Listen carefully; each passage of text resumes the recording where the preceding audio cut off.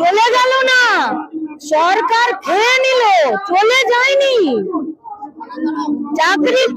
চাকরি চলে যায়নি। সরকার গোটা টাকা খাবার জন্য গোটা প্রসেসটাকে দুর্নীতি করেছে, আর তারপরে সুপ্রিম কোর্ট রেজাল্ট চাইলো, তো এরা মুখ বন্ধ করে আছে। চাকরি চলে যায়নি, সরকার এদের চাকরিটা যাইয়ে দিয়ে আসলে সরকারি শিক্ষা ব্যবস্থা, সেই শিক্ষা ব্যবস্থাকে ভাঙতে চাইছে। হ্যাঁ, অবশ্যই। কি বলেছিলেন?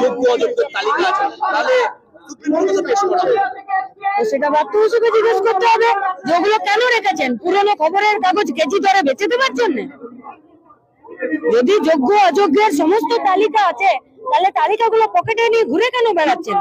পুরনো পেপার যেমন কেজি দরে বেচে দেয় তার জন্য? মুর্শিদাবাদ, মালদা বারংবার উত্তপ্ত হচ্ছে, শুধুমাত্র মুর্শিদাবাদ, মালদা না, সীমান্তবর্তী জেলাগুলোকে উত্তপ্ত রাখা হচ্ছে। কি মনে করছেন? কেন পুলিশ ডিআই অফিসে পুলিশকে লাঠি মারতে পারলো, দুষ্কৃতীদেরকে পুলিশ ধরতে পারছে না? মুর্শিদাবাদে তো পুলিশ 4 ঘন্টা যায়নি তার জন্য। আর এখানে যদি একটা আন্দোলন হয়, দেখুন পুলিশ আগের রাত থেকে জেগে বসে থাকবে। অবাক্কর কাণ্ড। ভক্তকে জুতো উপহার মোদির, পা ধরে জুতো পরিয়ে দিলেন মোদি। ভক্তকে পাদুকা উপহারে তাজ্জব গোটা দেশ। আসলে যে ব্যক্তিকে মোদি উপহার দিলেন জুতো, সেই ব্যক্তি 14 বছর কোন রকম জুতো পরেননি। শুধুমাত্র মোদির প্রার্থনায় চেয়েছিলেন মোদির হাত থেকে জুতো পরতে। সে কারণেই ভক্তের মনোবাঞ্ছা পূর্ণ করলেন নরেন্দ্র মোদী। যতদিন না নরেন্দ্র মোদী প্রধানমন্ত্রীর আসনে বসবেন, ততদিন পা দিয়ে কোন রকম জুতো গলাবেন না। 14 বছর আগে এমনই প্রতিজ্ঞা করেছিলেন, অক্ষরে অক্ষরে পালন করেছেন সেই প্রতিজ্ঞা। এখনো পর্যন্ত খালি পায়েই ঘুরছেন, কিন্তু আজ সেই ব্যক্তি সুযোগ পেয়েছেন প্রধানমন্ত্রী নরেন্দ্র মোদীর সঙ্গে দেখা করার। ভক্তের এমন ভালোবাসায় আপ্লুত নরেন্দ্র মোদী ওই ব্যক্তিকে নিজের হাতে জুতো পরিয়ে দিলেন তিনি। সোশ্যাল মিডিয়ায় ভাইরাল হয়েছে সেই ছবি। জানা গিয়েছে এই ব্যক্তির নাম রামপাল কাশ্যপ। তিনি হরিয়ানার বাসিন্দা। হরিয়ানার যমুনানগরে এক অনুষ্ঠানে যোগ দিয়েছিলেন নরেন্দ্র মোদী। তখন তিনি জানতে পারেন রামপালের কথা, আলাদা করে দেখাও করেন। তখনই রামপালকে একজোড়া জুতো উপহার দেন মোদী। শুধু তাই নয়, জুতো পরিয়েও দিতে দেখা গেল মোদীকে। ভবিষ্যতে তিনি যাতে আর এই ধরনের প্রতিজ্ঞা না করেন, সেই ধমকও দিয়েছেন মোদী। এ নিয়ে এক্স হ্যান্ডেলে রামপালের সঙ্গে ছবি দিয়ে প্রধানমন্ত্রী লিখেছেন, আজ তোমাকে জুতো পরিয়ে দিলাম, কিন্তু ভবিষ্যতে আর কখনো এই রকম প্রতিজ্ঞা করবে না। তোমার সামাজিক কাজ করা উচিত। কেন তুমি এমন কাজ করলে? নিজেকে কেন কষ্ট দিচ্ছ? এই ব্যক্তি এতদিন জুতো পরেননি। 2014 সালে তিনি প্রতিজ্ঞা করেছিলেন, আমি প্রধানমন্ত্রী হয়েছি, আর আজকে আমার সঙ্গে দেখা করার পরই উনি জুতো পরেছেন।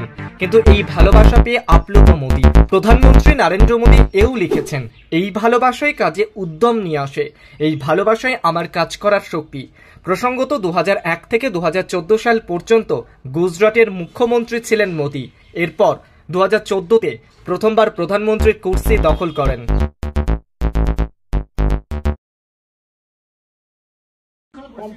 কম্পিটিশন, প্রবল কম্পিটিশন। দিলীপ ঘোষ বিয়ে করে প্রচারে চলে গেছেন। সে বিয়ের প্রচার থামতে না থামতেই বিয়ের পর দিন সকালবেলা দিলীপ ঘোষ মর্নিং ওয়াকে। দিলীপ ঘোষের বিয়ে নিয়ে প্রচার, শুভেন্দুবাবু সঙ্গে সঙ্গে মিছিল ডেকে দিলেন কলকাতায়, কারণ সেই প্রচারে ভাগ বসাতে হবে। আবার দিলীপ ঘোষের বিয়ে, তার উপর শুভেন্দুবাবুর মিছিল, এইটাকে টেক্কা দিতে আবার সুকান্তবাবুকে নামতে হলো। কারণ এই গোটাটাই হচ্ছে দিলীপ বনাম শুভেন্দু বনাম সুকান্ত। ফলে এইটা পশ্চিমবঙ্গকে কে কত বদনাম করবে, তার থেকে এদের প্রতিযোগিতাটা হচ্ছে দিল্লির কাছে, ওদের দিল্লির কাছে কে কতটা ভেসে আছে। ফলে শুভেন্দুকে তাড়াতাড়ি রাস্তায় নামতে হচ্ছে। এবার রাস্তায় নামতে গিয়ে সুকান্তবাবুর প্রেশার বেড়ে যাচ্ছে, যে ওখানে দিলীপবাবুর বিয়ে ন্যাশনালি ট্রেন্ডিং হয়ে যাচ্ছে সোশ্যাল মিডিয়ায়। আবার শুভেন্দুবাবু বলছেন মিছিল করবেন, তাই তিনি ওখানে মিছিল করতে গেছেন, সিন ক্রিয়েট করেছেন, পুলিশের সঙ্গে ধস্তাধস্তি করেছেন ছবি তুলতে। সবটাই তো নিজেদের লড়াই। আপনারা আমায় একটা জিনিস বোঝান, দল শুভেচ্ছা জানিয়েছে বলে আমার আলাদা করে শুভেচ্ছা জানানোর দরকার নেই, আমি তো দলেরই একজন। এইটা যদি যুক্তি হয়, তাহলে দলের নেতাদের বক্তৃতা হয়ে গেলে আলাদা করে কারুর কি বক্তৃতা দেওয়ার দরকার আছে? দলেরই তো মঞ্চ, দলেরই তো বক্তৃতা। পুলিশকে পারলে রিকোয়েস্ট পাঠিয়ে দেন, আমরা একটু যাবো, ধাক্কাধাক্কি করবো, ছবি তুলতে হবে, দিলীপ বাবুর ছবি যাচ্ছে, নববধূকে নিয়ে ছবি যাচ্ছে, সুকান্তবাবু এই শুভেন্দুবাবু রাস্তায় হাঁটছেন, ফলে আমি একটু ধাক্কাধাক্কি করবো, এসব বলে কয়ে করেছে ওখানে। একদম নাটক, ছবি তোলার জন্য।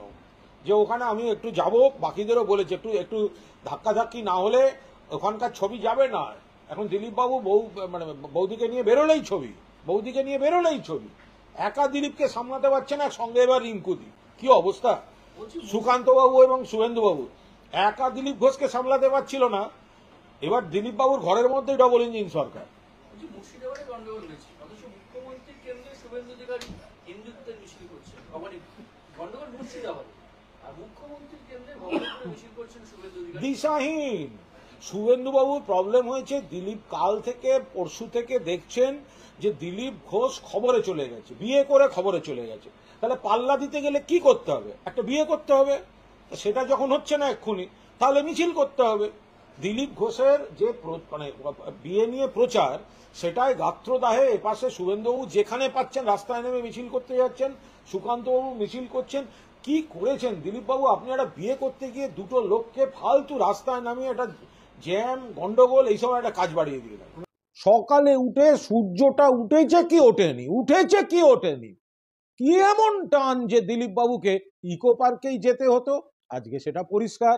তার চেয়েও বড় কথা, এই ইকো পার্ক সেই ইকো পার্ক যেখান থেকে দিলীপ ঘোষের প্রেম জন্ম নিল, পরিণয়ের দিকে এগোলো, যেটি তৈরি করেছেন মমতা বন্দ্যোপাধ্যায়, বাংলার উন্নয়ন, বাংলার পর্যটন, বাংলার কর্মসংস্থানের অন্যতম প্রতীক ইকো পার্ক। ফলে দিলীপ ঘোষের নতুন জীবনের যে সেতুবন্ধন, তাতে এই eco park made by Mamata Banerjee, এইটার যদি উনি এর না স্বীকার করেন, তাহলে সেটা অত্যন্ত দুঃখজনক হবে। সবচেয়ে বড় চাঞ্চল্যকর বিষয় যেটা নিয়ে গভীর তদন্ত প্রয়োজন, রাজনৈতিক সৌজন্যে মতাদর্শগত সংঘাত থাকলেও দিলীপ ঘোষকে ফুল পাঠিয়েছেন মাননীয় মুখ্যমন্ত্রী মমতা বন্দ্যোপাধ্যায়, কিন্তু কেন বিরোধী দলনেতা ফুল পাঠালেন না? এটাই হচ্ছে বিজেপির রাজনীতির মধ্যে সবচেয়ে বড় ইম্পর্টেন্ট বিষয়।